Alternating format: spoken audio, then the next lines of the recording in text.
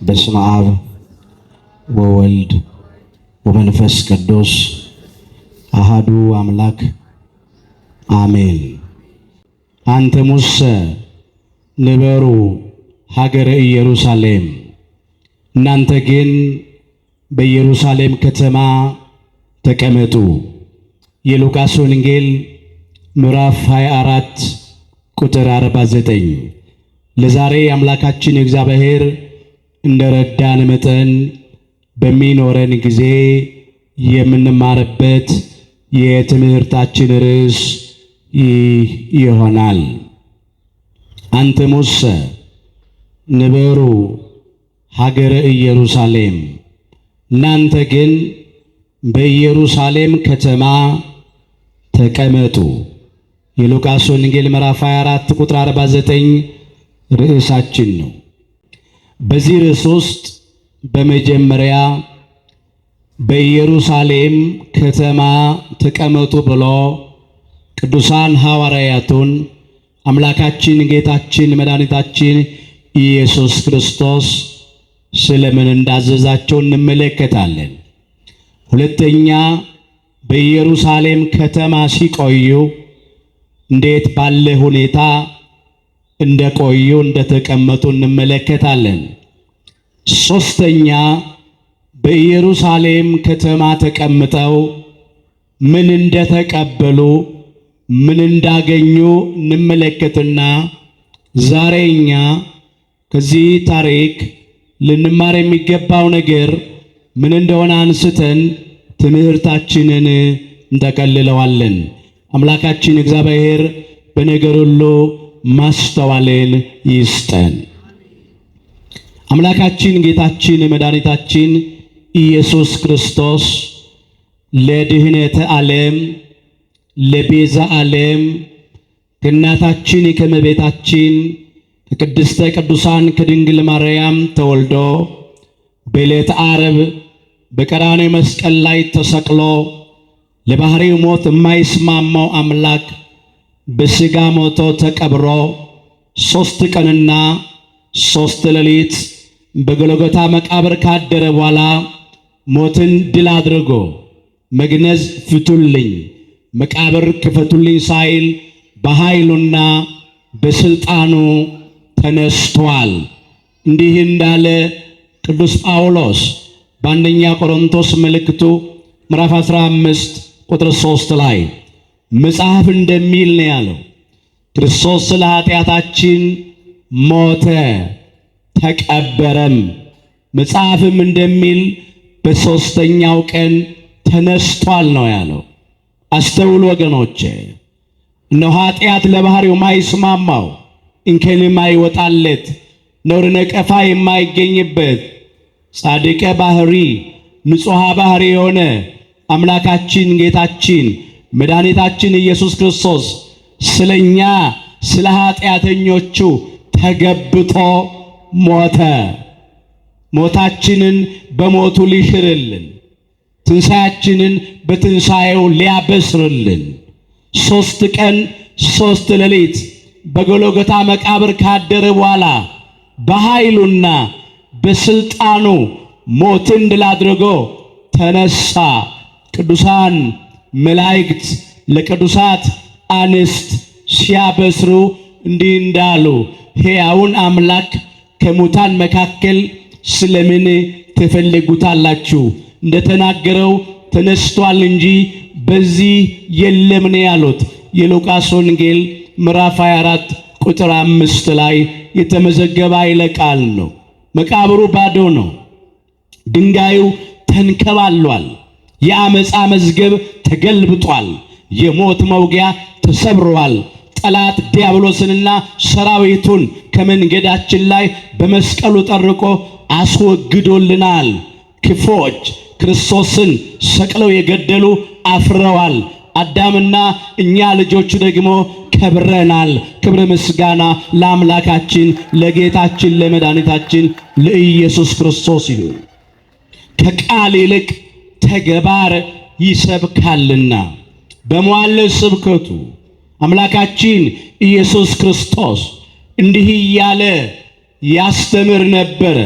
በተለይም የማርታንና የማርያምን ወንድም የአራት ቀን ሬሳ አልዓዛርን ከመቃብር ሊያስነሳው በወደደ ጊዜ እንዲህ አለ፣ አነ ውእቱ ትንሣኤ ወይ ሕይወትን ያለው ትንሣኤና ሕይወት እኔ ነኝ አለ። የዮሐንስ ወንጌል ምዕራፍ 11 ቁጥር 25 ላይ እሱ ትንሣኤ ነው፣ እርሱ ሕይወት ነው። ሕይወት መሆኑን ለሙታን ሕይወት ሰጥቶ አሳይቷል። ትንሣኤ መሆኑን በመቃብር ያሉትን አስነስቶ አሳይቷል። ይህ ብቻ ግን አይደለም። በእውነት እርሱ ሕይወት መሆኑን ሞትን አሸንፎ አሳይቷል። ትንሣኤ መሆኑንም መቃብርን ድል አድርጎ አሳይቷል። ክፎች ክርስቶስን በግፍ ሰቅለው ገደሉት። ከዚያም እንዳይነሳ መቃብሩን በሰራዊትና በመሳሪያ ኃይል አስጠበቁ። የኛ አምላክ ግን ሕይወት ስለሆነ ሞት ሳያሸንፈው፣ ትንሣኤም ስለሆነ መቃብር ይዞ ሳያስቀረው የመቃብሩ ድንጋይ እንደታተመ እንደተገጠመ ሞትን ድል አድርጎ በኃይሉና በስልጣኑ ተነሳ። ክብር ይግባው። ይሄ ነው የሆነው። ሞትን ድል አድርጎ ከተነሳ በኋላ 40 ቀን ያህል ይላል። በዚህ በሐዋርያት ሥራ ምዕራፍ 1 ከቁጥር 3 ጀምሮ የተመዘገበ ኃይለ ቃል ነው። 40 ቀን እየታያቸው ስለ እግዚአብሔር መንግሥት ነገር እየነገራቸው በብዙ ማስረጃ ከሕማማቱ በኋላ ሕያው ሆኖ ለነርሱ ራሱን አሳያቸው።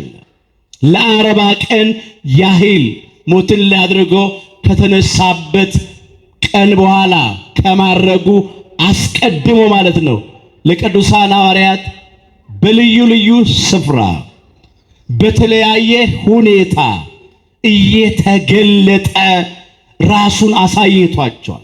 ለምን 40 ቀን ቆየ ቢሉ ምትሃት እንዳይደለ ለማጠየቅ። ምትሃት ቢሆን አይጨበጥም፣ አይዳሰስም፣ አይነካም። ለዚህ ነው ዳሱኝ ንኩኝ ይል የነበረው። በእውነት አምላካችን ጌታችን መድኃኒታችን ኢየሱስ ክርስቶስ ሞትን ድል አድርጎ እንደተነሳ ለማጠየቅ ማለት ነው። የሚበላ አንዳች ነገር አላችሁን ብሎ ጠይቋቸው ነበር።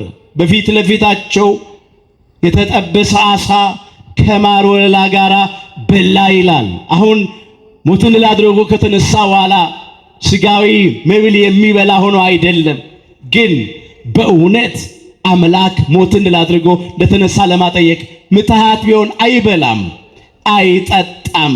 ይሄንን ሁሉ የሚያጠይቅ ነው። 40 ቀን የቆየው በመጀመሪያ በዚህ ምክንያት ነው።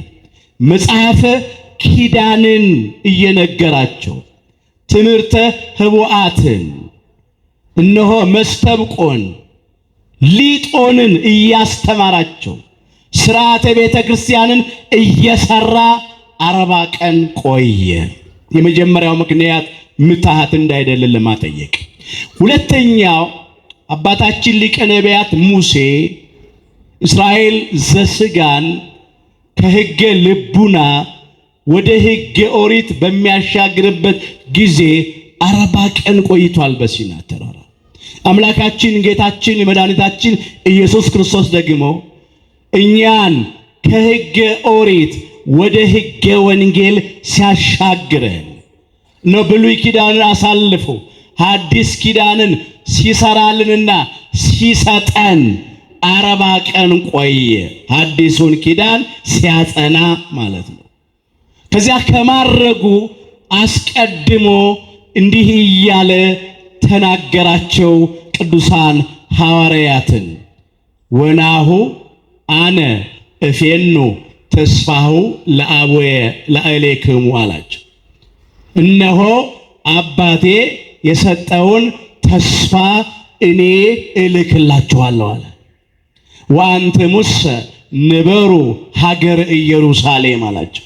እናንተ ግን በኢየሩሳሌም ከተማ ተቀመጡ አላቸው። እስከ ትለብሱ ኃይለ እማርያም አላቸው። ሰማያዊ ኃይልን እስክትለብሱ ድረስ ጸጋ መንፈስ ቅዱስን እስክትቀበሉ ድረስ በኢየሩሳሌም ከተማ ተቀመጡ አላቸው። የአምላካችን የጌታችን የመድኃኒታችን የኢየሱስ ክርስቶስ ትእዛዝ ነው። ይሄ ቃል ትእዛዛዊ ነው። በዚህ በሐዋርያት ሥራ ምዕራፍ 1 ቁጥር 4 ላይ እንዲህ ተብሎ ተመዝግቧል። ከእነርሱም ጋር ሳለ ይላል። እስቲ በሉ ከኢየሩሳሌም በሉ እንዳይወጡ አዘዛቸው። ምን ብሎ አዘዛቸው? ከኢየሩሳሌም እንዳይወጡ አዘዛቸው።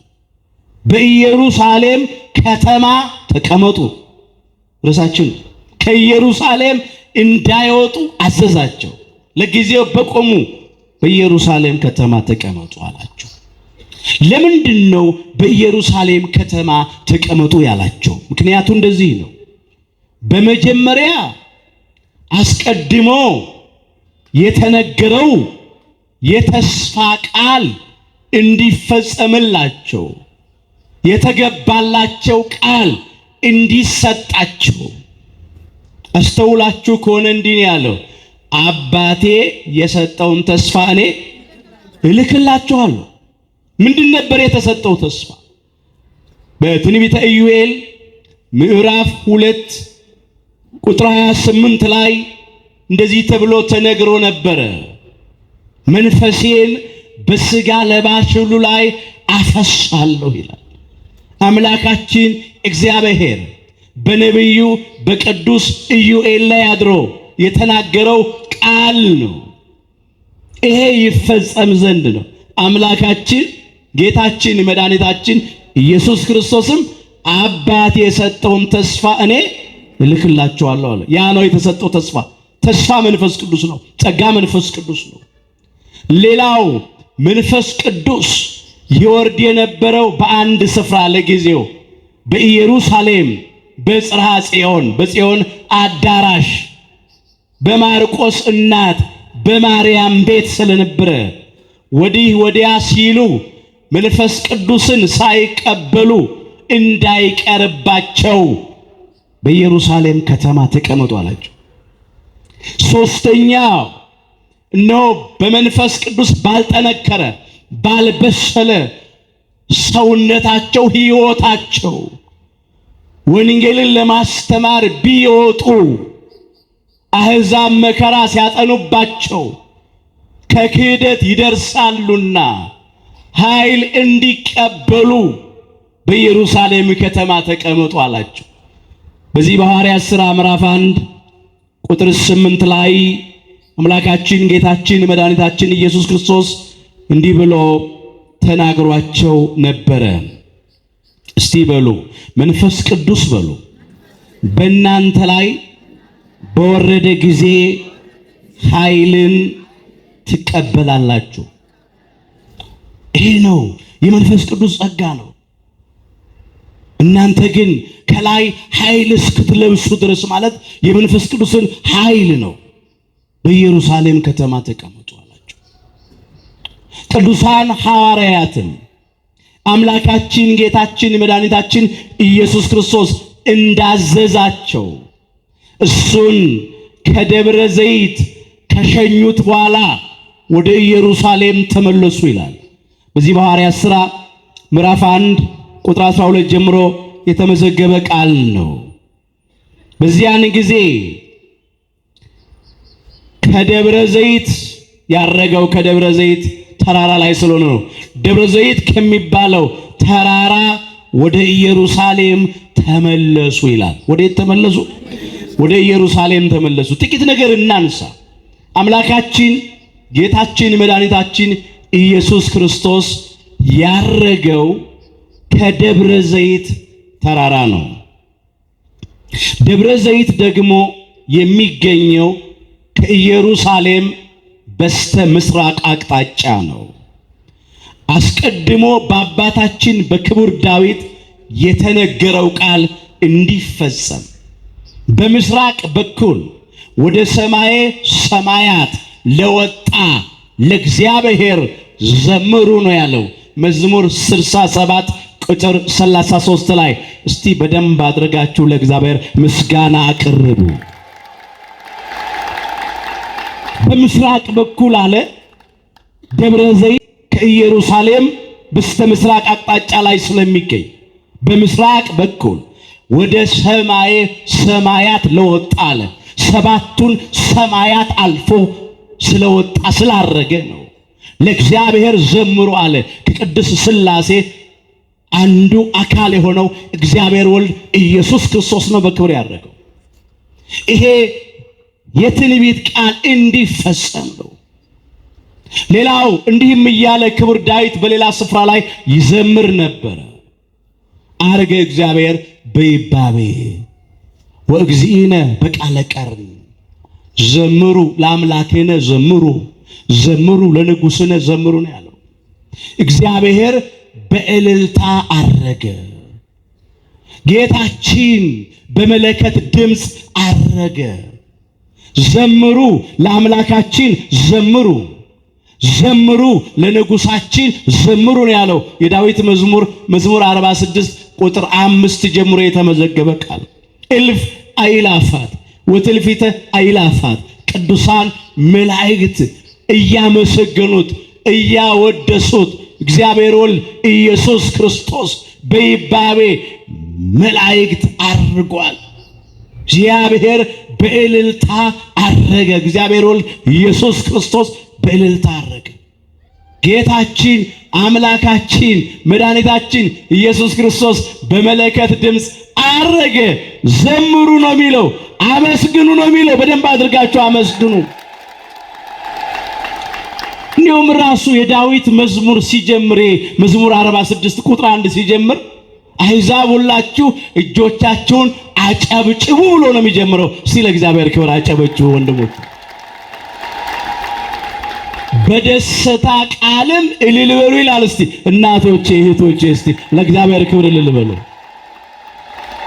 ገና ከ1000 ዘመን አስቀድሞ አባታችን ክቡር ዳዊት የዘመረው መዝሙር ነው። አምላካችን ኢየሱስ ክርስቶስ ከመቤታችን ከመወለዱ ከ1000 ዘመን አስቀድሞ የዘመረው መዝሙር፣ ስለ እርገቱ የዘመረው መዝሙር። ይሄ ቃል ተፈጸመ። ይሄንን ነው ወንጌላዊው ቅዱስ ሉቃስም በዚህ በሉቃስ ወንጌል ምዕራፍ 24 ከቁጥር 52 ጀምሮ ያነሳው። አዎ አምላካችን ጌታችን መድኃኒታችን ኢየሱስ ክርስቶስ ወደ ሰማየ ሰማያት ወጣ፣ አረገ። ከዚህም በኋላ እንዲህ ሆነ ይላል፣ እነርሱም ሰገዱለትና በደብረ ዘይት ለአምላካችን ለጌታችን ለመድኃኒታችን ለኢየሱስ ክርስቶስ ቅዱሳን ሐዋርያት የአምልኮት ስግደት ሰገዱለትና በብዙ ደስታ በብዙ ምን ደስታ ወደ ኢየሩሳሌም ተመለሱ። ወዴት ተመለሱ? ወደ ኢየሩሳሌም ተመለሱ። ምን ብሏቸዋል? በኢየሩሳሌም ከተማ ተቀመጡ ብሏቸዋል። ሸኙት። እሱ ከምድር ከፍ ከፍ አለ። ለጊዜው ደመና ከዓይናቸው ሰወራ ተቀበለችው ይላል የሐዋርያት ሥራ ምዕራፍ 1 ቁጥር 9 ላይ። ሲያርግ ያዩታል። ወጣ። ለጊዜው በቆሙ ደመና ከዓይናቸው ሰውራ ተቀበለችው። ደመናውን አልፎ ወጣ። ስለዚህ ማየት አልቻሉ። ደመና በቆሙ ደመና ብቻ አይደለም፣ የባህሪ ክብሩም ነው። ሰባቱን ሰማያት በስልጣኑ አልፎ ወጣ፣ አረገ። አስተውሉ ወገኖቼ፣ እያዩት ነው ያረገው። ከዚያ በኋላ ነው ወደ ኢየሩሳሌም የተመለሱት በብዙ ደስታ ይላል። መቼስ ሲለያቸው ያሳዝናል እንጂ ያስደስታል? ምን አግኝተው ነው የተደሰቱት? በብዙ ደስታ ይላል ቃሉ። በብዙ ደስታ ወደ ኢየሩሳሌም ተመለሱ ነው። የተደሰቱበት ምክንያት ምንድነው ቢሉ፣ በመጀመሪያ ሞት ያላሸነፈው ሕይወት፣ መቃብር ይዞ ያላስቀረው ትንሣኤ እንደሆነ አይተዋል። የኛ አምላክ ድል አድራጊ ነው። የአሸናፊዎች አሸናፊ ነው። የኃያላን ኃያል ነው። የጌቶች ጌታ ነው። የአማልክት አምላክ ነው። የነገስታት ንጉሥ ነው። ሞቶ ተቀብሮ አልቀረም ተነስቷል ብለው ደስ አላቸው። ይሄ ነው መጀመሪያ ያስደስታል። እስቲ በሉ ደቀ መዛሙርቱም በሉ ጌታን ባዩት ጊዜ ደስ አላቸው። የዮሐንስ ወንጌል ምዕራፍ 20 ቁጥር 20 መቼ? የትንሣኤው ምሽት ሲያዩት ተነስቶ ሲያዩት ደስ አላቸው። መጀመሪያ ሐዘንተኞች ነበሩ። ጭብጥ ኩርምት ብለው ደጃቸውን ዘግተው አይሁድን ፈርተው ያለቅሱ ነበር። ተነስቶ ሲያዩት ደስ አላቸው። በብዙ ደስታ ማለት ነው። ይሄ ብቻ ግን አይደለም። ያስደሰታቸው ሌላ ነገር ደግሞ አለ። ለምን? የሰጣቸው ተስፋ አለ። የገባላቸው ቃል ኪዳን አለ። ምን ብሎ? አባቴ የሰጠውን ተስፋ እኔ እልክላችኋለሁ። ተስፋ መንፈስ ቅዱስን እልካለሁ፣ ጸጋ መንፈስ ቅዱስን እልካለሁ ብሏል። ይሄንን በልባቸው ስላኖሩት ደስ አላቸው። እኔ ብሄድ ይሻላችኋል፣ እኔ ባልሄድ ግን አጽናኝ ወደ እናንተ አይመጣም፣ እኔ ብሄድ ግን እርሱን እልክላችኋለሁ ይላቸው ነበር። የዮሐንስ ወንጌል ምዕራፍ 16 ቁጥር 7 ጀምሮ። ስለዚህ አጽናኙ ጰራቅሊጦስ መንፈስ ቅዱስ በጸጋ ይወርድላቸው ዘንድ ነበረና ከዚህ የተነሳ ደስ አላቸው። ምንም ክርስቶስ በሥጋ ከነሱ ቢለይም ቢያርግም እንዲሁ አይተዋቸውም። መንፈስ ቅዱስ ይወርድላቸው ዘንድ ነበራቸውና ደስ አላቸው። ይህንን ያጠይቃል። ደስ አላቸው። በኢየሩሳሌም ከተማ ተቀመጡ። ጥቂት ቀን ነው የሚለው። ምን ያህል ቀን? ጥቂት ቀን። ጥቂት ቀን የሚለው 10 ቀንን ነው። ባረገ በ10ኛው ቀን ከሙታን ተለይቶ በተነሳ በ50ኛው ቀን ነውና ጸጋ መንፈስ ቅዱስ ይወርድላቸው የነበረው። እንዲህ ብሏቸዋል። የሐዋርያት ሥራ ምዕራፍ 1 ቁጥር 5 ጀምሮ እነሆ አላቸው፣ ከኔ የሰማችሁትን አብ የሰጠውን የተስፋ ቃል ጠብቁ አላቸው። ዮሐንስ በውሃ አጥምቆ ነበረና፣ መጥምቀ መለኮት ቅዱስ ዮሐንስ የንስሐ ጥምቀት በውሃ አጥምቆ ነበር። እናንተ ግን ከጥቂት ቀን በኋላ፣ ከምን ቀን በኋላ? ከጥቂት ቀን በኋላ በመንፈስ ቅዱስ ትጠመቃላችሁ። መጀመሪያ በመንፈስ ቅዱስ ጸጋ ትጠመቃላችሁ። የመንፈስ ቅዱስን ጸጋ ትቀበላላችሁ። ከዚያ በኋላ ደግሞ በተቀበላችሁት በመንፈስ ቅዱስ ጸጋ በተሰጣችሁ ስልጣን ደግሞ ታጠምቃላችሁ አላቸው። ከጥቂት ቀን በኋላ። ስለዚህ ያችን ጥቂት ቀን የተባለች 10ዋን ቀን ካረገበት አንስቶ መንፈስ ቅዱስ በጸጋ እስከወረደበት ቀን ድረስ በኢየሩሳሌም ከተማ ተቀመጡ። እንዴት ነበር በኢየሩሳሌም ከተማ የተቀመጡት? በምን ሁኔታ ነበር? ምን ይዘው ምን እያደረጉ ተቀመጡ? ሁለተኛ እናነሳልን ያለው ይሄንን ነው። በኢየሩሳሌም ከተማ የተቀመጡት በመጀመሪያ በእምነት ነው። ሃይማኖትን አጽንተው በኢየሩሳሌም ከተማ ተቀመጡ። ለምን? ያለ እምነት እግዚአብሔርን ደስ ማሰኘት አይቻልም። ዕብራውያን ምዕራፍ 11 ቁጥር 6። ስለዚህ ሃይማኖትን ገንዘብ አድርገው በመጀመሪያ ሞትን ድል አድርጎ በተነሳው በአምላካችን በጌታችን በመድኃኒታችን በኢየሱስ ክርስቶስ የባህሪ አምላክነት አምነው ተቀመጡ። በእምነት ነው የተቀመጡት የቆዩት። ሌላው የገባላቸውን ቃል ኪዳን እንደሚፈጽምላቸው የሰጣቸውን ተስፋ እንደሚሰጣቸው አምነው በኢየሩሳሌም ከተማ ተቀመጡ። ሳይጠራጠሩ፣ በሁለት ልብ ሳያነክሱ፣ በፍጹም ልባቸው አምነው ነው። ሌላው ደግሞ እስከ ዓለም ፍጻሜ ከናንተ ጋር ነኝ ብሎ የሰጣቸውን ተስፋ አምነው በእምነት በኢየሩሳሌም ከተማ ተቀመጡ። በዚህ በማቴዎስ ወንጌል ምዕራፍ 28 ቁጥር 19 ጀምሮ የተመዘገበውን ቃል መመልከት ይቻላል። እንግዲህ ሂዱና አሕዛብን ሁሉ በአብ በወልድና በመንፈስ ቅዱስ ስም እያጠመቃችኋቸው ያዘዝኳቸውንም ሁሉ እንዲጠብቁ እያስተማራችኋቸው ደቀ መዛሙርት አድርጓቸው ብሎ አዟቸዋል። ከማድረጉ አስቀድሞ እስቲ በሉ እኔ በሉ እስከ ዓለም ፍጻሜ ድረስ ሁል ጊዜ ከናንተ ጋራ ነኝ። በስጋ እኮ ከነሱ እየተለየ ነው፣ እያረገ ነው። እስከ ዓለም ፍጻሜ ሁል ጊዜ ከናንተ ጋራ ነኝ አለ። ስለዚህ ይሄንን አምነው በኢየሩሳሌም ከተማ ተቀመጡ። የመጀመሪያው በእምነት ነው። ሲጸልዩም እምነት ይዘው ነው የጸለዩት። ተጠራጥረው አይደለም፣ አምነው ነው። እርሱ ሁል ጊዜ ከኛ ጋራ ነው። ዓለም እስከሚያልፍ ድረስ ከኛ ጋራ ነው። ዳግም ለፍርድ እስኪመጣ ድረስ ከኛ ጋራ ነው ብለው አመኑ። የሰጠንን ተስፋ ይፈጽምልናል ብለው አመኑ። ጸጋ መንፈስ ቅዱስ ይወርድልናል ብለው አመኑ። እምነት ይዞ መቆየት ማለት እንደዚህ ነው። ጥርጥር የለም። አምነው ነው በኢየሩሳሌም ከተማ የተቀመጡት። መሰረቱ ሃይማኖት ስለሆነ ነው። ሁለተኛ በኢየሩሳሌም ከተማ በምን ቆዩ ቢባል በተስፋ ነው።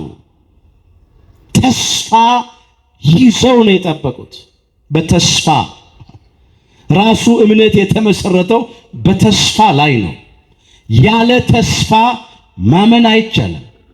እምነትም ይላል ተስፋ ስለምናደርገው ነገር የሚያስረግጥ የማናየውንም ነገር የሚያስረዳ ነው ይላል ዕብራውያን ምዕራፍ 11 ቁጥር 1 ላይ። ራሱ እምነት የተመሰረተው በተስፋ ላይ ነው። እነሱ በኢየሩሳሌም ከተማ ሲቀመጡ ተስፋ አድርገው ነው፣ ተስፋ ይዘው ነው። ምን ብሏቸዋል? አብ የሰጠውን የተስፋ ቃል ከኔ የሰማችሁትን ቃል ምን በሉ? ጠብቁ። ከጥቂት ቀን በኋላ በመንፈስ ቅዱስ ጸጋ ትጠመቃላችሁ። አባቴ የሰጠውን ተስፋ እኔ እልክላችኋለሁ። አላዩትም። መንፈስ ቅዱስ አይታይም፣ አይጨበጥም፣ አይዳሰስም። ግን በተስፋ ጠበቁ። ተስፋ ይዘው ማለት ነው። ተስፋ ሳይቆርጡ አይበቃ እሱ አርጓል፣ ከኛ ተለይቷል፣ ወደ ሰማይ ወጥቷል፣ ሄዷል፣ ማናለን አላሉም። ተስፋ አደረጉ። እልክላችኋለሁ ያለልን ይልክልናል፣ እሰጣችኋለሁ ያለልን መንፈስ ቅዱስን ጸጋ ይሰጠናል ብለው ተስፋ አደረጉ። ወገኖቼ ተስፋችን ራሱ አምላካችን እግዚአብሔር ነው። ተስፋ የሚደረግበት ነገር ቢታይ ተስፋ መሆን አይችልም። የሚታየው ተስፋ አይደለም። ተስፋ የሚባለው የማይታየው ነው። ቅዱስ ጳውሎስ በዚህ በሮሜ መልእክቱ ምዕራፍ 8 ቁጥር 24 ላይ እንደዚህ አድርጎ መዝግቦታል። በተስፋ ድነናልና ይላል። በምን? በተስፋ ድነናልና። ዳሩ ግን አለ ተስፋ የሚደረግበቱ ነገር ቢታይ ተስፋ አይደለም። የሚያየውንማ ማን ተስፋ ያደርገዋል? የማናየውን ግን ተስፋ ብናደርገው በትዕግስት እንጠባበቃለን። በምን እንጠባበቃለን? በትዕግስት። የማያዩትን ተስፋ አደረጉ። በትዕግስት 10 ቀን ጠበቁ። በኢየሩሳሌም ከተማ ተቀመጡ። ስለዚህ ተስፋ የሚደረገው የማይታይ ነው። ያልተገለጠ ሊገለጥ ያለው ነገር ነው። ያልተሰጠ ሊሰጥ ያለው ነገር ነው ተስፋ የሚደረገው።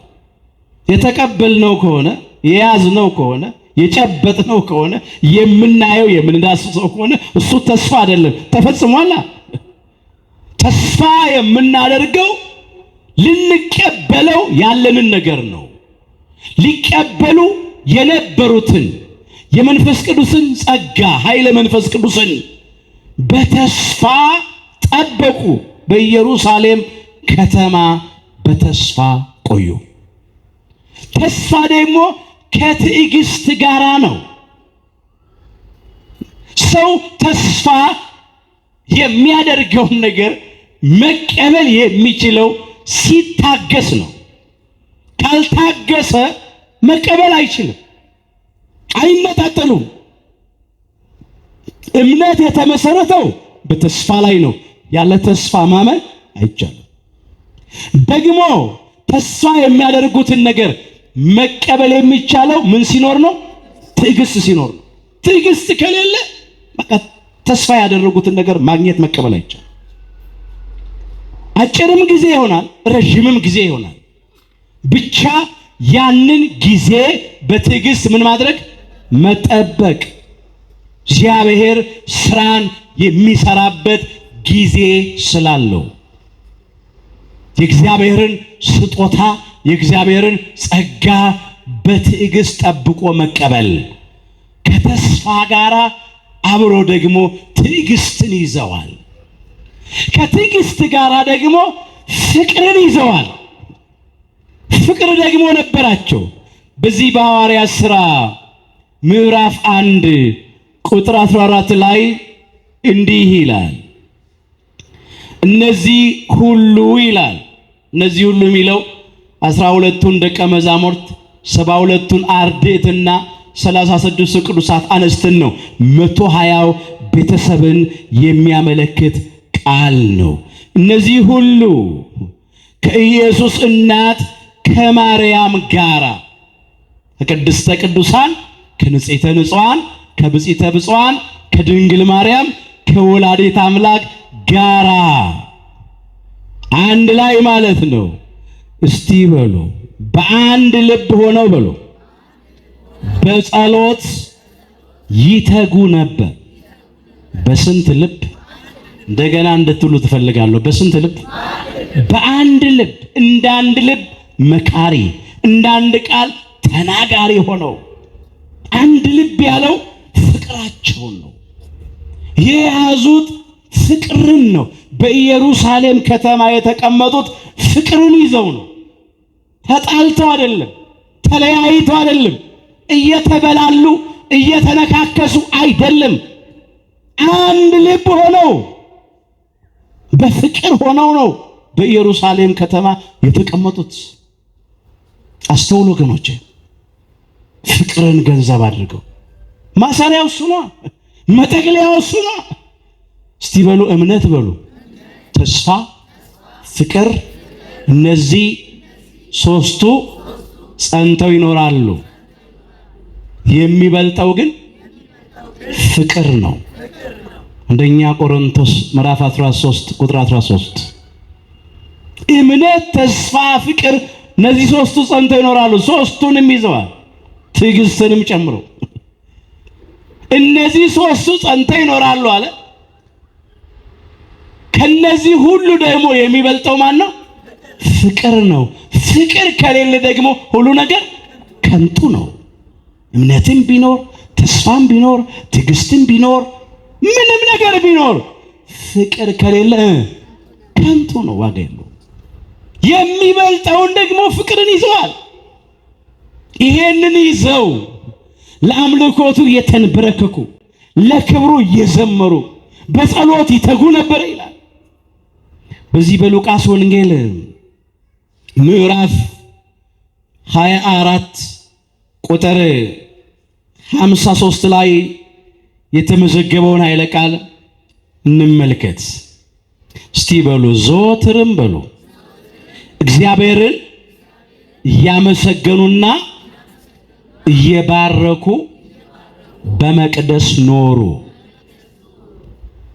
ዘወትር በዚያ እግዚአብሔርን እያመሰገኑ፣ እየባረኩ ማለት መባረክ ማመስገን ማለት፣ እያመሰገኑ ስላደረገላቸው ነገር እግዚአብሔርን እያመሰገኑ ስላዩት ድንቅ ስራ ስለ ተአምራቱ እያመሰገኑ እግዚአብሔርን በመቅደስ ኖሩ።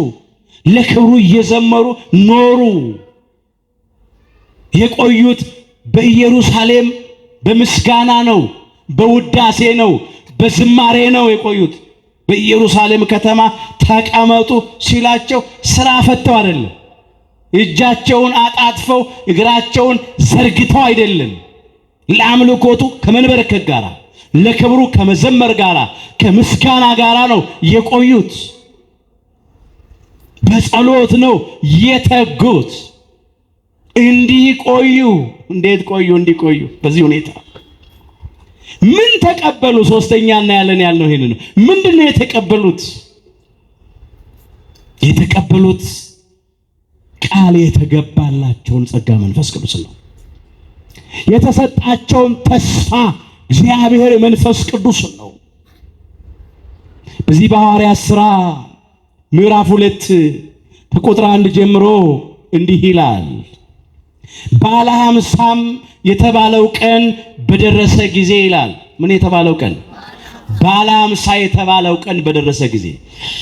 እዚህ ላይ የሚያነሳው የብሉይ ኪዳኑን ባለ 50 ነው። በብሉይ ኪዳን እስራኤል ዘሥጋ የፋሲካውን በዓል ካከበሩ በኋላ 50ኛውን ቀን ባለ 50 ብለው ያከብራሉ። ይሄ በዓለ ሰዊት ይሉታል። የእሸት በዓል ወይም ቀዳማያት ይሉታል። የመጀመሪያውን አምጥተው ለእግዚአብሔር የሚያስረክቡበት ነው። እግዚአብሔር የዘሩትን ዘር እንዲበቅልላቸው ያደርጋል። እሱ ነው በዝናብ የሚያበቅለው፣ እርሱ ነው በፀሐይ የሚያበስለው። ያንን እሸት ይዘው ይመጣሉ። ይሄንን እሸት የሰጠህን ያሳየህን አምላካችን እግዚአብሔር ሆይ ተመስገን ሊሉት ሊያመሰግኑት ማለት ነው። እንደ ሽንብራ፣ እንደ ባቄላ፣ እንደ አተር ያለው ጥሬውን እየጠረጠሩ ይበሉታል እሸቱን።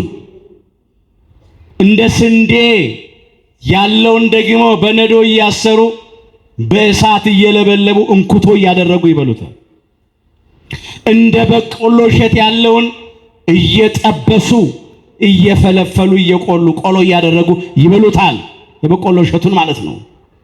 እግዚአብሔርን ያመሰግናሉ። ይህም ብቻ አይደለም፣ ደግሞ ይህንን የደረሰውን እሸት ያሳየህንን እነሆ ካንበጣ ከኩኩባ ከአዋፋት ጠብቀው አብዛው አትረፍርፈው ባርከው ብለው ይለምናሉ። መጀመሪያ ይህን የሰጠህን ተመስገን ይላሉ። ሁለተኛ ደግሞ ባርክልን አብዛልን ይላሉ። ይህንን ያከብራሉ። በዚህ በኦሪት ዘሌዋውያን ምዕራፍ 23 ከቁጥር 15 ጀምሮ ተመዝግቧል። ያንን የፋሲካ በዓል ሞተ በኩር ከነሱ ያለፈበትን ወይም ደግሞ እነሱ ከግብፅ ከባርነት ቤት ነፃ የወጡበትን በዓል ነው ፋሲካ ብለው የሚያከብሩት።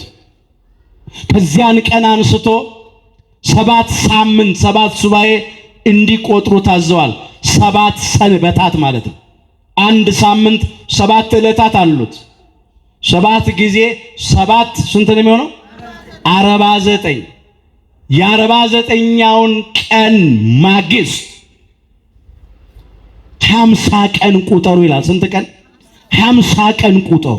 አዲሱን ቁርባን እሸቱን ወደ እግዚአብሔር አምጥታችሁ አስባርኩ፣ እግዚአብሔርን አመስግኑ ተብለዋል። ይህን ይፈጽማሉ። ባለ 50 የተባለው ቀን በደረሰ ጊዜ የሚለው ይህንን ነው። በጽር ወይም በግሪኩ ፔንቴኮስቴ ይለዋል። ጴንጤቆስቴ ማለት 50ኛው ቀን ማለት ነው የቃሉ ትርጉም። ባለ 50 የተባለው ቀን በደረሰ ጊዜ ሲል የብሉይ ኪዳኑ ባለ 50 ማለት ነው። የሚገርመው ነገር የብሉይ ኪዳኑ ባለ 50ና የአዲስ ኪዳኑ ባለ 50 ገጠመ። የብሉይ ኪዳኑን ባለ 50 እስራኤል ዘሥጋ በሚያከብሩበት ቀን የአዲስ ኪዳኑም ባለ ሃምሳ ነበር። ምን ማለት ነው? ክርስቶስ ሞትን ድል አድርጎ የተነሳበት 50ኛው ቀን ነበረ። ክርስቶስ ሞትን ድል አድርጎ የተነሳው ሁላችን እንደምናውቀው ወሩ መጋቢት ነው። ቀኑ 29 ነው። ዕለቱ ዕለተ ሰንበት ነው። ቅዳሜ ለእሑድ አጥቢያ ነው። ደግሞ መንፈስ ቅዱስ በጸጋ የወረደበት ወሩ ወራ ግንቦት ነው። ቀኑ 18 ነው። ዕለቱ ዕለተ ሰንበት ዕለተ እሑድ ነው። ከመጋቢት 29 ከጥንተ ትንሣኤው እስከ ግንቦት 18 መንፈስ ቅዱስ በጸጋ እስከወረደበት ቀን ስትቆጥሩ 50 ቀን ነው የሚሆነው። የአዲስ ኪዳኑ ባለ 50ኛው ቀን ክርስቶስ ሞትን ድል አድርጎ የተነሳበት 50ኛው ቀንና የብሉይ ኪዳኑ ባለ 50 ገጠመ። ይህንን ነው ያነሳው። አስቀምጠነው ላለማለፍ ነው። ባለ 50 የተባለው ቀን በደረሰ ጊዜ ይልና ሁሉ በአንድ ልብ አብረው ሳሉ ይላል። በስንት ልብ? በአንድ ልብ። ለጊዜው 120 ቤተሰብ ናቸው። እንደ አንድ ልብ መካሪ፣ እንደ አንድ ቃል ተናጋሪ ሆነው ሳሉ ጸጋ መንፈስ ቅዱስ በነፋስ አምሳል ወረደ።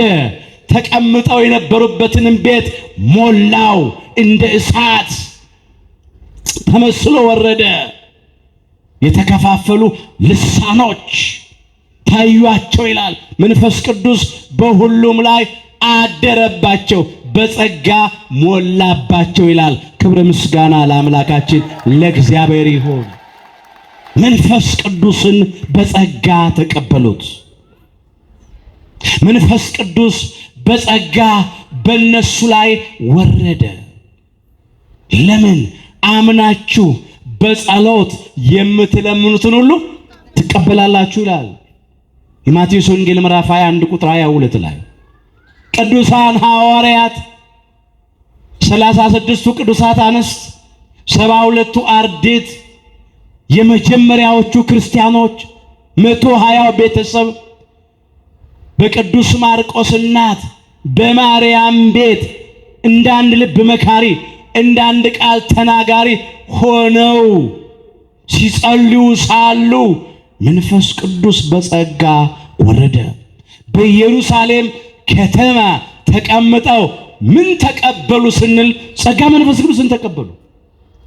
ፍርሃትን አርቆ ድፍረትን የሚሰጣቸው፣ ምስጢርን የሚገልጥላቸው፣ ኃይል የሚሆናቸው፣ ወንጌልን የሚሰብኩበት ኃይል የሚሰጣቸው፣ ተአምራት የሚያደርጉበት ኃይል የሚሆናቸው፣ ዕውር የሚያበሩበት፣ ጎባጣ የሚያቀኑበት፣ ለምጽ የሚያነጹበት፣ ሽባ የሚረቱበት፣ ድውይ የሚፈውሱበት፣ ሙታንን የሚያስነሱበት ኃይል የሚሆናቸው መንፈስ ቅዱስን ተቀበሉ። የሚያነጻ የሚያጥብ የሚቀድስ ጸጋ መንፈስ ቅዱስን ተቀበሉ። የሚያጸናቸውን ጸጋ መንፈስ ቅዱስን ተቀበሉ። ሐዘንን አርቆ የሚያስደስታቸውን ጸጋ መንፈስ ቅዱስን ተቀበሉ። ከጭንቀት የሚያረጋጋቸው የሚያጽናናቸውን መንፈስ ቅዱስ በጸጋ ተቀበሉ። ይሄንን አገኙ። ከዚያ በኋላ ይፈሩ የነበሩ ደፈሩ። ተአምራት ማድረግ ያቅታቸው የነበሩ ቅዱሳን ሐዋርያት አይደለም በቃላቸው ተናግረው በእጃቸው ናግተው ዳሰው ቀርቶ አይደለም ወገኖቼ። የነ ሊቀ ሐዋርያት የነ ቅዱስ ጴጥሮስ ጥላቸው ሁሉ ገቢረ ተአምራት ያደርግ ነበር። የነ ሐዋርያው የነ ቅዱስ ጳውሎስ ልብሳቸው ጨርቃቸው ራሱ ገቢረ ተአምራት ያደርግ ነበር። በመንፈስ ቅዱስ ኃይል ማለት ነው። በመንፈስ ቅዱስ ጸጋ ማለት ነው። መንፈስ ቅዱስ እንደዚህ ነው የሚሰራው። ያን ስለተቀበሉ ምስጢር ተገለጠላቸው። 71 ቋንቋ ተጨመረላቸው። 72 ቋንቋ የሚናገሩ ሆኑ። ሰማያዊ ምስጢር፣ ዘላለማዊ ምስጢር ተገለጠላቸው። ያለምንም ችግር በዓለም ዞረው ወንጌልን መስበክ ጀመሩ። ክርስቶስ ታልፎ በተሰጠበት ምሽት እሱን ያገኘ መከራ እኛን ያገኘናል ብለው ተበታትነው ነበር፣ ሸሽተው ነበረ። ከሐዋርያውና ከወንጌላዊው ከቅዱስ ዮሐንስ ወልደ ነጎድጓድ በስተቀር ደቀ መዛሙርት ሁሉ ትተውት ሸሹ ነው የሚለው እኮ በማቴዎስ ወንጌል ምዕራፍ 26 ቁጥር 56 ላይ። መንፈስ ቅዱስን በተቀበሉ ጊዜ ግን ደፈሩ፣ ቁልቁል እስከ መሰቀል ደረሱ እነ ቅዱስ ጴጥሮስ። ለምን? ድፍረት፣ ጽናት፣ ብርታት፣ ኃይል የሚሰጣቸው መንፈስ ቅዱስ በእነሱ ላይ ስላደረ ማለት ነው። ይህን ተቀበሉ። እምነት ይዘዋል፣ ተስፋ ይዘዋል፣ ትዕግስት ይዘዋል፣ ፍቅርን ገንዘብ አድርገዋል። እያመሰገኑ በጸሎት ይተጉ ነበረ። ስለዚህ ተቀበሉ። ታሪኩ እዚህ ጋር ይብቃል። አሁን እኛ ከዚህ ታሪክ ምን እንማራለን? ዛሬ በኢየሩሳሌም ከተማ መቀመጥ ማለት ምን ማለት ነው? የት ነች ኢየሩሳሌም ያለችው? በኢየሩሳሌም ከተማ እንዴት ሆነን እንቀመጥ? በምን አይነት ሁኔታ? በኢየሩሳሌም ከተማ እስከ መቼ ድረስ እንቀመጥ እንቆይ? ይህን እናነሳና ትምህርታችንን እንጠቀልለዋለን። ዛሬ በኢየሩሳሌም ከተማ መቀመጥ ማለት ከኢትዮጵያ ተነስቶ ቅድስት ሀገር ምድረ እስራኤል ኢየሩሳሌም መሄድ አይደለም። እሱን ማለት አይደለም። በኢየሩሳሌም ከተማ ተቀመጡ የሚለን አምላካችን ዛሬ ኢየሩሳሌም በተባለች በቅድስት ቤተ ክርስቲያን ነው። ኢየሩሳሌም ማለት የቃሉ ትርጉም ሀገረ ሰላም ማለት ነው። የሰላም ሀገር፣ የሰላም ከተማ ማለት ነው።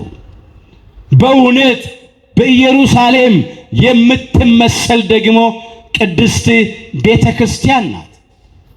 በብሉይ ኪዳንም የመጀመሪያውን ቋሚ ሕንፃ ቤተ መቅደስ ጠቢቡ ሶሎሞን ያነጸው በኢየሩሳሌም ነበረ። በዚህ በሁለተኛ ዜና መዋዕል ምዕራፍ 3 ቁጥር 1 ጀምሮ መመልከት ትችላላችሁ። ሶሎሞንም ይላል በኢየሩሳሌም የእግዚአብሔርን ቤተ መቅደስ መስራት ጀመረ ይላል። በየት አለ? በኢየሩሳሌም። በመጀመሪያም ቋሚው ሕንፃ ቤተ መቅደስ የተሰራው በኢየሩሳሌም ነው።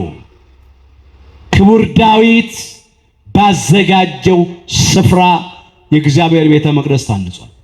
ኢየሩሳሌም ሲል ቅድስት ቤተ ክርስቲያንን የሚያመለክት ነው። በአዲስ ኪዳን ኢየሩሳሌም የሰላም ሀገር ነው ብለናል። የሰላም አባት፣ የሰላም አምላክ፣ የሰላም አለቃ፣ የሰላም ንጉሥ አምላካችን እግዚአብሔር በረድኤት በጸጋ በመንፈሱ በበረከቱ የሚያድርባት ኢየሩሳሌም ቅድስት ቤተ ክርስቲያን ናት።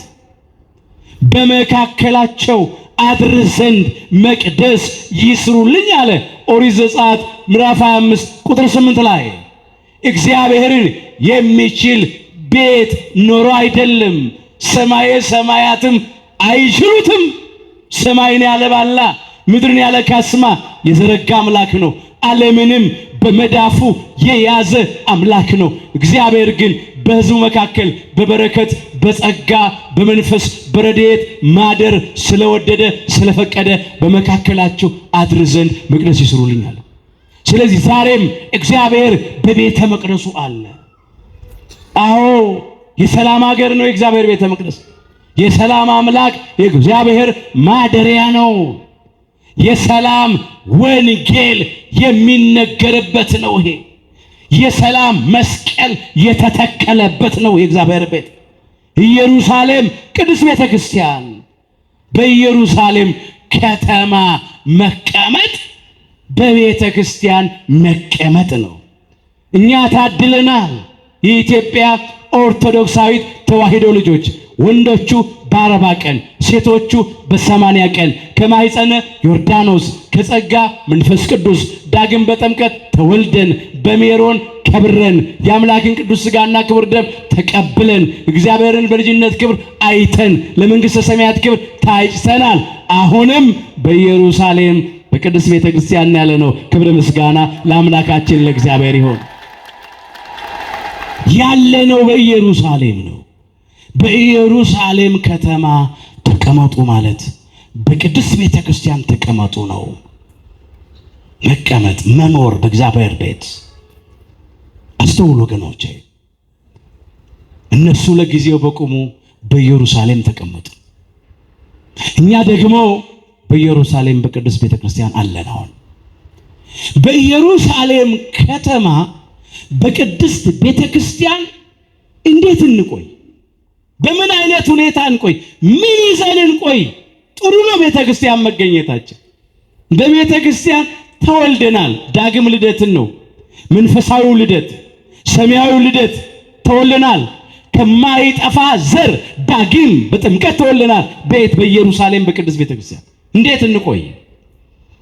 መጀመሪያ ሃይማኖት አጽንቶ መቆየት፣ እምነት ይዞ መቆየት፣ ሳይጠራጠሩ መቆየት፣ በሁለት ልብ ሳያነክሱ መቆየት፣ ከወገብ በላይ ታቦት ከወገብ በታች ጣዖት ሳይሆኑ መቆየት፣ በፍጹም ልብ እግዚአብሔርን እያመኑ በቤተ ክርስቲያን መቆየት።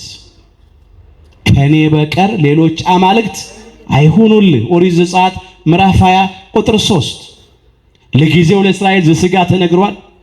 ፍጻሜው እስራኤል ዘነፍስ ለምንባል ለአዲስ ኪዳን እስራኤሎች ለእኛም ለክርስቲያኖች የሚነገር ቃል እግዚአብሔርን ብቻ እያመለኩ መኖር ነው። በእግዚአብሔር ላይ ደባል ነገር አለመያዝ ነው። አሁን ስንቶቻችን በኢየሩሳሌም በቅድስት ቤተ ክርስቲያን እግዚአብሔርን ብቻ እያመለክን እንኖራለን?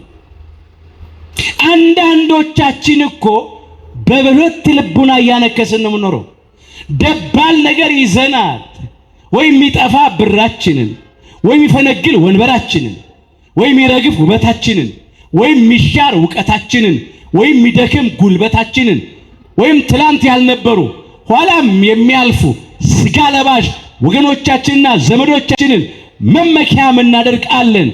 ይሄንን ይዘን አይደለም መቆየት። እግዚአብሔርን ብቻ ይዞ መቆየት። የሚመካ ቢኖር እግዚአብሔር ይመካ። ልቡናችን ሰሌዳ ላይ ይጻፍልን። ሌላ ነገር መያዝ አያስፈልግም። በኢየሩሳሌም በቅድስት ቤተ ክርስቲያን ስንቀመጥ ስንኖር እግዚአብሔርን ብቻ እያመለኩ መኖር፣ ለሱ ለአምልኮቱ እየተንበረከኩ መኖር ሃይማኖት መሰረት ስለሆነ ከቅዱሳን ሐዋርያት ከ72ቱ አርድእት ከ36ቱ ቅዱሳት አንስት ከመጀመሪያዎቹ ክርስቲያኖች የምንማረው ነገር በኢየሩሳሌም ከተማ ሲቀመጡ እምነት ይዘው ነው። እኛም ሃይማኖት ይዘን እንቆይ። እግዚአብሔር ጎዶሎ እምነት ላለን ፍጹም እምነት ይስጠን። አንጠራጠር፣ እንመን። መቀበል የምንችለው አምነን ስንለምን ነው። ቅዱስ ያዕቆብ በዚህ በያዕቆብ መልእክቱ ምዕራፍ 1 ቁጥር 5 ጀምሮ እንዲህ አድርጎ መዝግቧል። ከናንተ ይላል ማንም ጥበብ ቢጎድለው፣ ምን ቢጎድለው? ጥበብ ቢጎድለው ሳይነቅፍ በልግስና ለሁሉ የሚሰጠውን እግዚአብሔርን ይለምን፣ ለእርሱም ይሰጠዋል። ነገር ግን በምንም ሳይጠራጠር በእምነት ይለምን። በምን ይለምን? በእምነት ይለምን። የሚጠራጠር ሰው በነፋስ የተገፋና የተነቃነቀ የባህርን ማዕበል ይመስላልና፣ ሁለት ሐሳብ ላለው በመንገዱ ሙሉ ለሚወላውል ለዚያ ሰው ከጌታ ዘንድ አንዳች እንዲያገኝ አይምሰለው ይላል። እየተጠራጠርን ምንም መቀበል አንችልም። ከናንተ ማንም ጥበብ ቢጎድለው አለ። በቃ ያኔ እኮ ቅዱሳን ሐዋርያት ጥበብ የጎደላቸው ነበሩ፣ ማስተዋል የጎደላቸው ነበሩ፣ ኃይል የሌላቸው ነበሩ፣ ደካሞች ነበሩ፣ ፈሪዎች ነበሩ። በእምነት ለመኑ፣ አልተጠራጠሩም። ስለዚህ ተቀበሉ። እኛም በእምነት እንለምን እንቀበላለን። የጎደለብንን ነገር አምላካችን እግዚአብሔር ይሞላልናል። የተሰወረብንን ምስጢር ይገልጥልናል። ከራሳችን አልፈን ለሌላው መትረፍ እንችላለን። ቅዱሳን ሐዋርያት ከራሳቸው አልፈው ለሌሎች ተረፉ። ከሳቴ ኅቡዓት ምስጢር ገላጭ እግዚአብሔር መንፈስ ቅዱስ በጸጋ ወርዶላቸዋልና። ስለዚህ በእምነት መለመን፣ በእምነት መቆየት፣ አንጠራጠር፣ አናመንታ። የመጀመሪያው እሱ። ሁለተኛ ተስፋ ይዘው ነው በኢየሩሳሌም ከተማ የተቀመጡት። እኛም በቅድስት ቤተ ክርስቲያን ተስፋ ይዘን መቀመጥ፣ በተስፋ መኖር። ምናልባት ተስፋ የሚያስቆርጡ ብዙ ነገሮች እናያለን።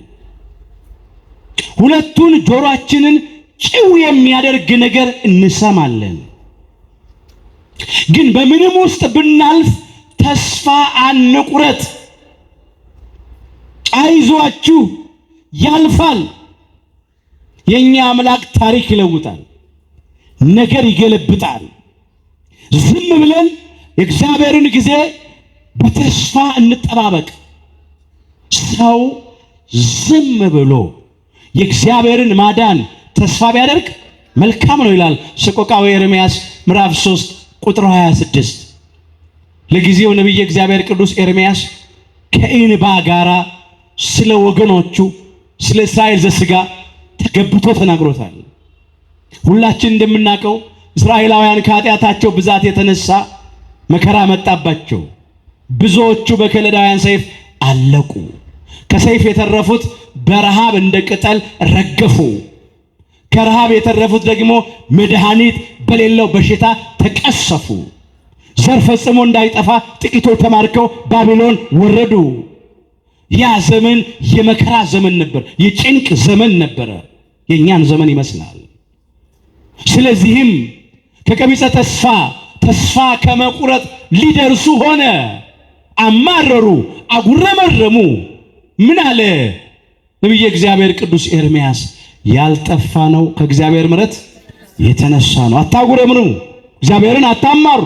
እንደውም እግዚአብሔር እንደ ኃጢአታችን አላደረገብንም፣ እንደ በደላችንም አልከፈለንም አለ። ሰው አለ ዝም ብሎ የእግዚአብሔርን ማዳን ተስፋ ቢያደርግ መልካም ነው አለ። ዝም ብሎ ምንድነው ዝም ብሎ ማለት? መጀመሪያ ዝም ብሎ ሳይጠራጠር በሁለት ልብ ሳያነክስ በእምነት ጸንቶ ማለት ነው። ዝምታ የእምነትን ጽናት የሚያመለክት ቃል። ዝም ብሎ በእምነት መጠበቅ። ሌላው ዝም ብሎ በተስፋ እግዚአብሔርን ተስፋ በማድረግ እንደ ጨለማ አይቀርም ይነጋል እያሉ እግዚአብሔር በወጀብም ባለ ነፋስም ውስጥ መንገድ አለው። ተራራውን ደልዳላ ሜዳ ያደርጋል፣ ባህሩን ለሁለት ይከፍለዋል፣ እንደ ግድግዳ ያቆመዋል፣ እንደ ሳር ይከምረዋል፣ ሕዝቡን በደረቅ ያሻግራል፣ የአናብስትን አፍ ይዘጋል፣ የእሳትን ኃይል ያጠፋል። ለሰው የማይቻሉ ለእግዚአብሔር ይቻለዋል፣ ለእግዚአብሔር የሚሳነው ነገር የለም። አይተዋል እስራኤላውያን። ስለዚህ ያንን ተስፋ እንዲያደርጉ ነው የተናገራቸው። ሰው ዝም ብሎ የእግዚአብሔርን ማዳን ተስፋ ቢያደርግ መልካም ነው፣ አይዟችሁ ይህም ቀን ያልፋል አላቸው። ዝም ብሎ በትዕግስት ሳይመረሩ ሳያጉረመርሙ በእግዚአብሔር ላይ የማይገባ ቃል ሳይናገሩ በትዕግስት ቅጣትም ተግሳጽም ከሆነ እየተቀበሉ መጠበቅ። ይህን ማለት ነው ዝም ማለት ይሄ ነው። እስራኤል ዘሥጋ ዝም ብለው የእግዚአብሔርን ማዳን በተስፋ ተጠባበቁ። ከ70 ዘመን የባቢሎን የባርነት የመከራ ኑሮ በኋላ እግዚአብሔር ታሪካቸውን ለወጠ፣ ነገራቸውን ገለበጠ፣ ቀንበራቸውን ሰበረ፣ ወጥመዳቸውን በጣጠሰ፣ ከእስራት ፈታቸው።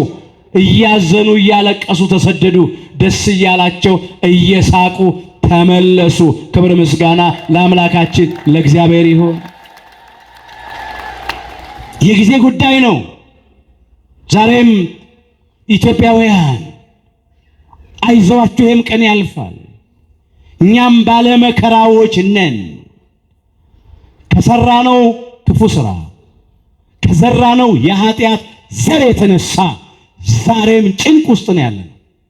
ኃጢአትን የሚዘራ መከራ ያጭዳል። ምሳሌ 22 ቁጥር 8 ኃጢአት ተዘራ፣ ይኸው መከራ እያጨድን ያለነው። ዛሬም ሰይፍ አለ። የእርስ በርስ ጦርነት፣ መበላላት፣ መነካከስ አለ። ብዙ ወገኖቻችን እያለቁ እኮ ነው። የንጹሃን ደም በግፍ እየፈሰሰ እኮ ነው። ሰይፍ አለ ዛሬ ነው። ሰው ያወቀው ፀሐይ የሞቀው አደባባይ ምስጢር ነው። የታለን ሰላም? ወጥቶ ለመግባት ስጋት ነው፣ ፍርሃት ነው፣ ድንጋጤ ነው። ከከተማ ወጥቶ ለመግባት አይደለም እንደ ቀድሞ በጨለማ በጠራራ ፀሐይም ወጥቶ መግባት ስጋት ነው። እዚህ ዘመን ደርሰናል። በገዛ ሀገራችን ስደተኞች ነን። እኛም ባለመከራዎች ነን። ግን አይዟችሁ፣ ተስፋ አትቁረጡ። ረሃቡ ነው አለ፣ ኑሮ ውድነቱ አለ። በየቀኑ የሚወደደው ዕቃው ነው። የሰው ህይወትማ ዋጋ አጥቷል፣ ወድቆ ነው የሚቀረው። ርካሽ ነው የሰው ህይወት ኢትዮጵያ ላይ። የምናየው ነው፣ ምንሰማው ነው። ግልጽ እኮ ነው። በሽታ አለ፣ ጭንቅ ነው፣ ስቃይ ነው። በግል ህይወት ይሆናል፣ በቤተሰብ ጉዳይ ይሆናል፣ በማህበራዊ ህይወት ይሆናል። እንደ ሀገር ጭንቅ ውስጥ ያለ ነው። በቤተ ክርስቲያናችን ጉዳይ ይሆናል። ምናየው ነገር ጥሩ አይደለም፣ ምንሰማው ነገር ጥሩ አይደለም። አንዳንዴ እኮ የኛ ነገር አበቃ እንላለን። በቃ እግዚአብሔር ጨከነብን፣ እግዚአብሔር ትቶናል መሰለኝ። የረሳን እኮ እግዚአብሔር እንላለን ከሚሆነው ነገር የተነሳ ማለት ነው። ግን አይዟችሁ፣ በዚህ ውስጥም ብናልፍ ሰው ዝም ብሎ እግዚአብሔርን ማዳን ተስፋ ቢያደርግ መልካም ነው። ተስፋ እንቁረጥ። በኢየሩሳሌም ከተማ በቅድስት ቤተ ክርስቲያን እንቀመጥ። በሃይማኖት ሆነን እንጩህ፣ በበጎ ምግባር ሆነን እናልቅስ። በፍጹም ንስሐ ከልብ ተመልሰን ወደ እግዚአብሔር እንማፀን። እግዚአብሔር በእውነት እኛንም እንደገና በምሕረቱ ያስበናል። በእግዚአብሔር አምኖ ያፈረ ሰው የለም። ከእግዚአብሔር ለምኖ ያልተቀበለ ሰው የለም። ይሰጠናል ለኛ። አንተን ተስፋ የሚያደርጉ አያፍሩም ይላል። በከንቱ የሚገበዙ ግን ያፍራሉ ይላል የዳዊት መዝሙር 24 ቁጥር 3 ላይ። አሁን እኛ መቀበል ያቃተን ተስፋ የምናደርገው ስጋ ለባሽ ሰዎችን እንኳን ለኛ ሊተርፉ ለራሳቸውም አልሆኑም። አይናችንን ከሰዎች ላይ እናንሳ። ተስፋችን በእግዚአብሔር ላይ ይሁን። ያመኑት ፈረስ በደን ደስ ይላሉ። ያመናቸው ተስፋ ያደረግናቸው ሰዎች እኮ ገፍተው ነው የጣሉን። የሚናገሩት ሌላ ነው፣ ድርጊታቸው ሌላ ነው። ትላንት እንዳልሳቀን አሁን እያለቀስን ነው። ምን እነግራችኋለሁ? ሰውን ተስፋ እናድርግ። ሰውን ተስፋ የሚያደርግ በሰው የሚደገፍ በሰው የሚታመን ወገኖቼ ሸንበቆን የሚመረኮዝ ነው። ሸንበቆ ደግሞ ወይ ተሰንጥሮ ይወጋል ወይም ተሰብሮ ይጥላል። ተስፋችን በባህሪው ሞት፣ በመንግስቱ ሽረትና እልፈት ለውጥ በሌለበት በአምላካችን በእግዚአብሔር ይሁን። አሁንስ ተስፋዬ ማን ነው? እግዚአብሔር አይደለምን? እንዳለ አባታችን ክቡር ዳዊት መዝሙር 38 ቁጥር 7 ላይ እኛም እንዲህ እንበል፣ አሁንስ ተስፋችን ማን ነው? እግዚአብሔር አይደለምን? በቃ እሱ ነው ተስፋችን። ገንዘባችን አያድነንም፣ ስልጣናችን አያድነንም፣ ዕውቀታችን አያድነንም፣ ጉልበታችን አያድነንም፣ ስጋ ለባሾች ወገኖቻችን አያድኑንም። የሚያድነን ማን ነው? እግዚአብሔር ነው። እሱን ተስፋ እናድርግ፣ አያሳፍረንም። ይደርሳል፣ እግዚአብሔር ይመጣል። እሱ ሲነሳ የሚቀድመው የለም። ሰው ሲጨርስ እግዚአብሔር መስራት ይጀምራል። የኛንም መጥፎ ታሪካውን ለጥሩ ይቀይርልን። ይህን የእርስ በርስ ጦርነት፣ መለያየት፣ መበላላት፣ መነካከስ አስወግዶ የእርስ በርስ ሰላም ለሁላችን የሚስጠን። ኑሮ ከብዶናል፣ እግዚአብሔር ያቅልልን። ብዙ የጎደለብን ነገር አለ ቤታችን ውስጥ፣ በበረከቱ ይሙላልን። ተስፋ እናድርግ። ከፈለገ እሱ ከሰማይ መና ወርዶ ይመግባል። ከጭንጫ ከድንጋይ ላይ ውሃ አፍልቆ ያጠጣል። ምንም ላይኖር ይችላል። የኛ አምላክ ጥቂቱን ብቻ አይደለም አበረከተው ይመግበው። ምንም ባይኖር እንኳን ካለበት እሱ ያመጣል።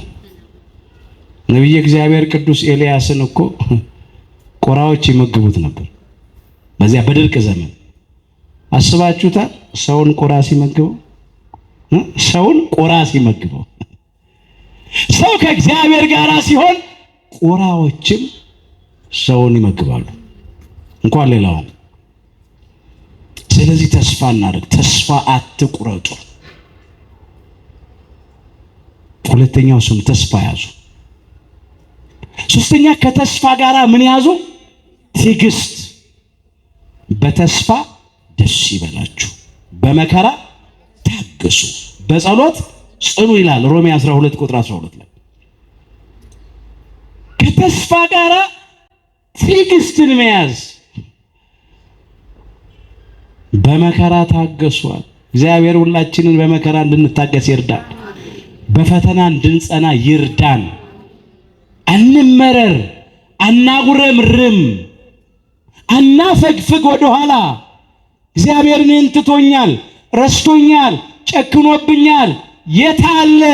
ምን እስኪሆን ድረስ ነው የሚጠብቀው? ለምን አይወርድም? ለምን አይፈርድም ብለን ወደኋላ እናፈግፍግ። አንዳንድ ሰው እንደዚህ ብሎ ይመለሳል ወደኋላ። በቃ ቤተክርስቲያን መሄድ አቆማለሁ፣ መጾም አቆማለሁ፣ መጸለይ አቆማለሁ፣ ማስቀደስ አቆማለሁ፣ ምንም አልጠቀመኝ የሚል ሰው አለ። በፍጹም ያልፋል። ጥቂት ጊዜ ነው መከራው፣ ጥቂት ጊዜ ነው ፈተናው፣ ጥቂት ጊዜ ነው ችግሩ። የጥቂቱ ጊዜ ሐዘናችን የዘላለም ደስታችን ዋዜማ ነው።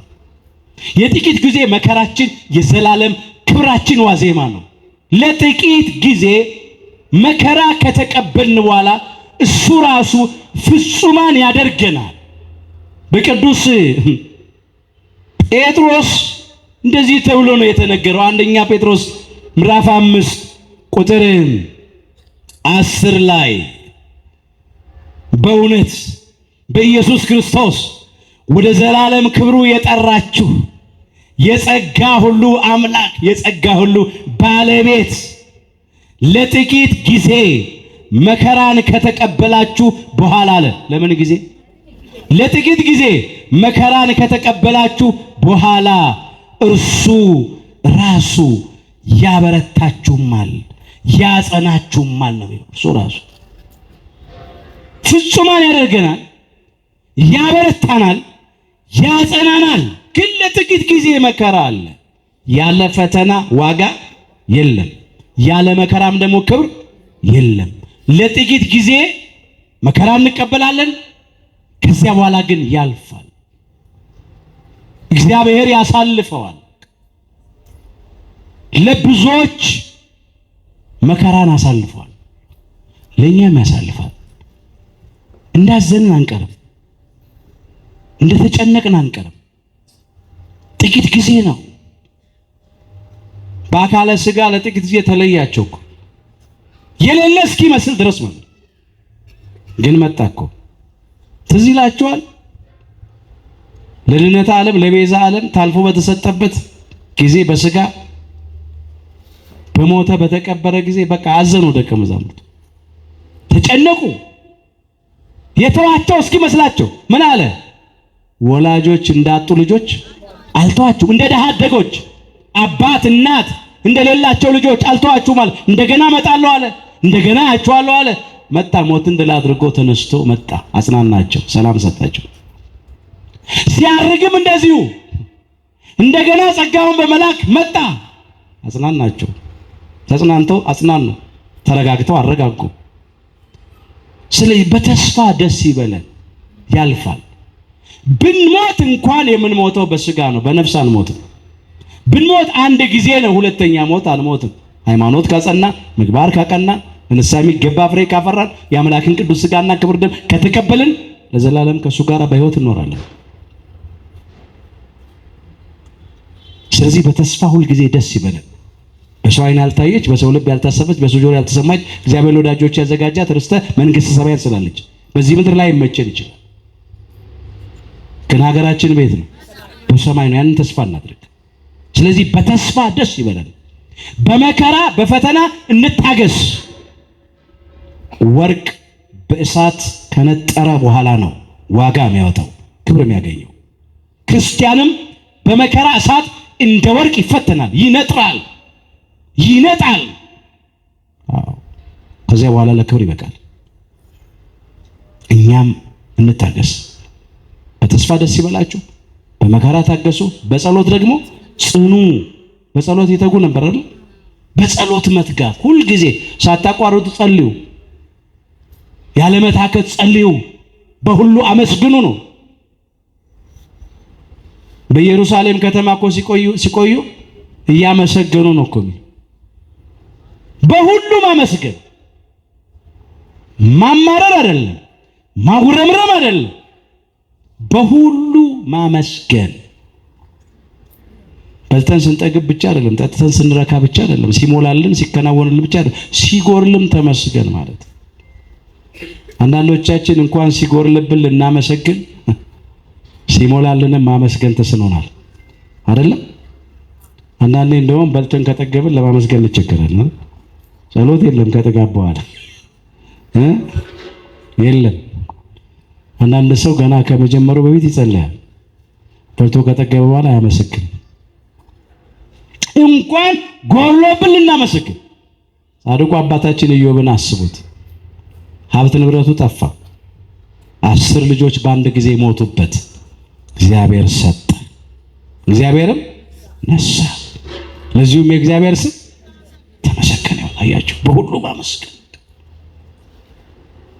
ማመስገን ባይመችም ማመስገን፣ ከዚህ ባሰ አታንታ ብሎ ማመስገን።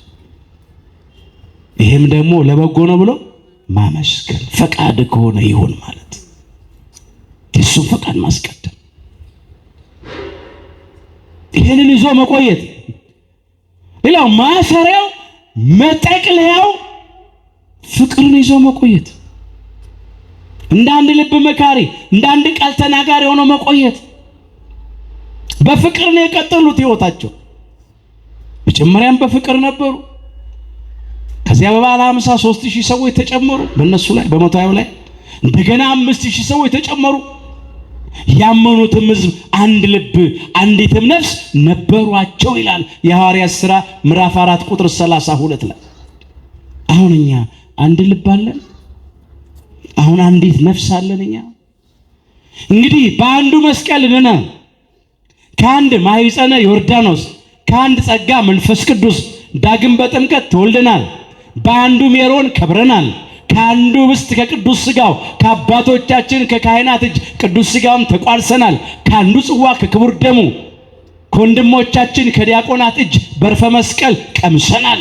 ብዙ ብልቶች ስንሆን በክርስቶስ አንድ አካል ነን። የአንዲት ቤተ ክርስቲያን ልጆች ነን። አንዲት ርስት ገነትን ኋላም መንግሥተ ሰማያትን ተስፋ አድርገን የምንጠባበቅ ነን።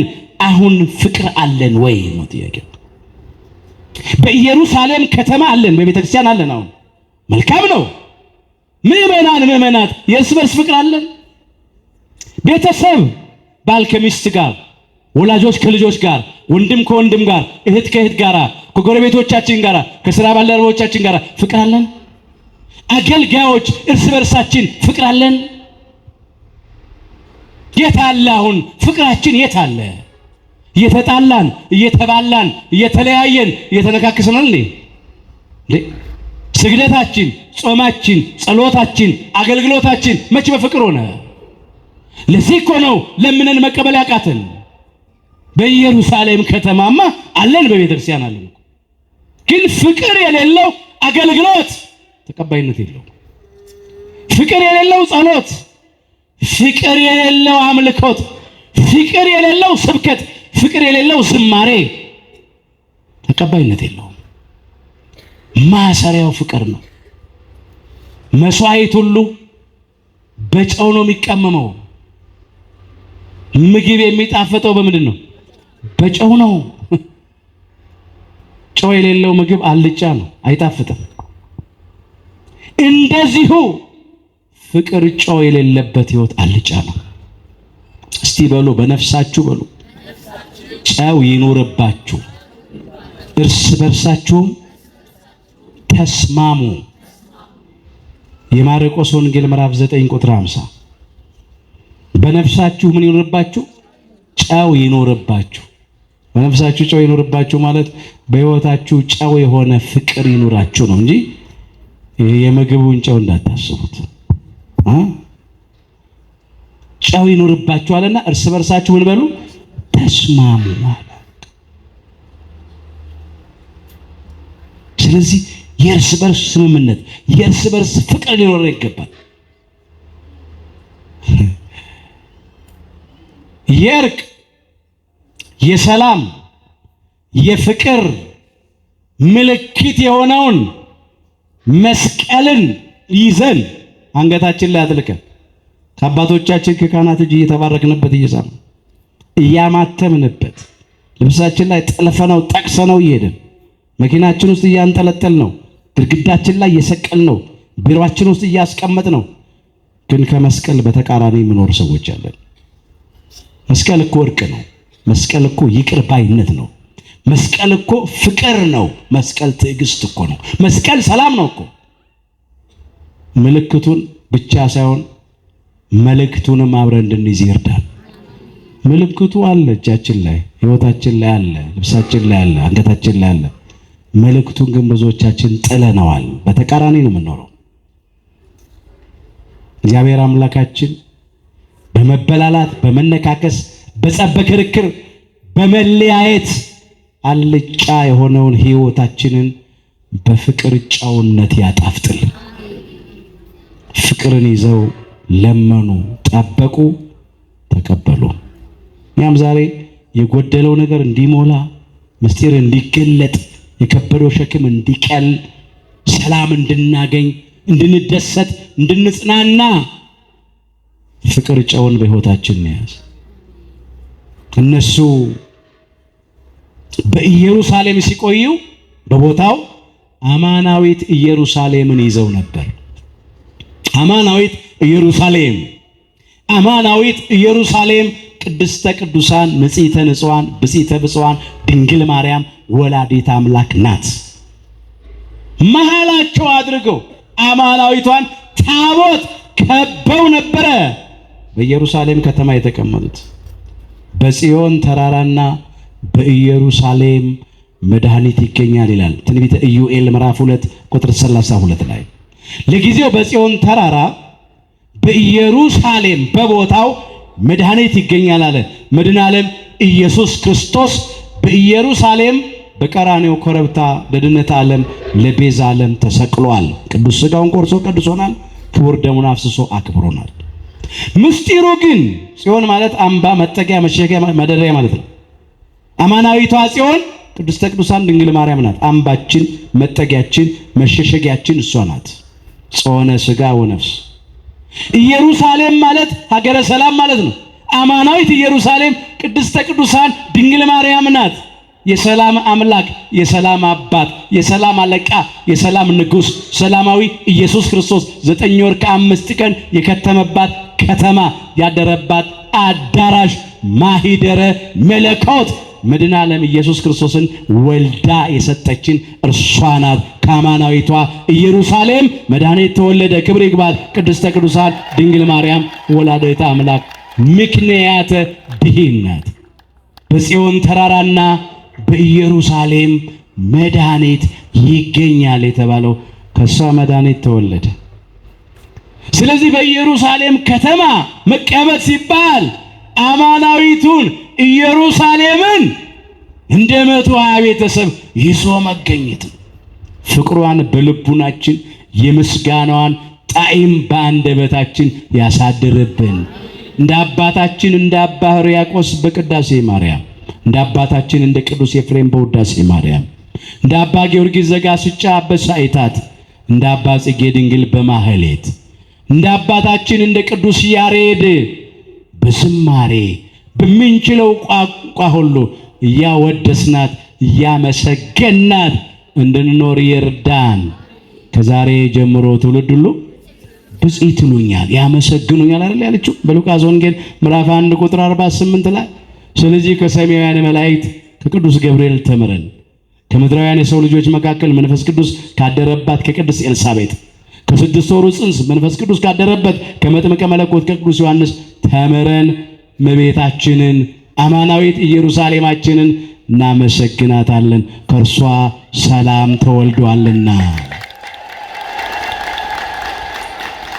በኢየሩሳሌም ከተማ ተቀመጡ። የሉቃስ ወንጌል ምዕራፍ 24 ቁጥር 49።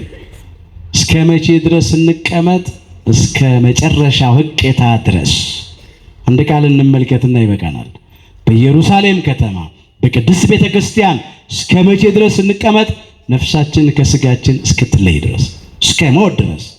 እግዚአብሔርን አንዲት ነገር ለመንኩት እርሷንም እሻለሁ፣ በሕይወቴ ዘመን ሙሉ በእግዚአብሔር ቤት እኖር ዘንድ እግዚአብሔርንም ደስ የሚያሰኘውን ነገር አይ ዘንድ። መዝሙር 26 ቁጥር 4 ጀምሮ ከማቋረጥ ገብቶ ከመውጣት አምኖ ከመካድ እግዚአብሔር ሁላችንንም ይሰውረን።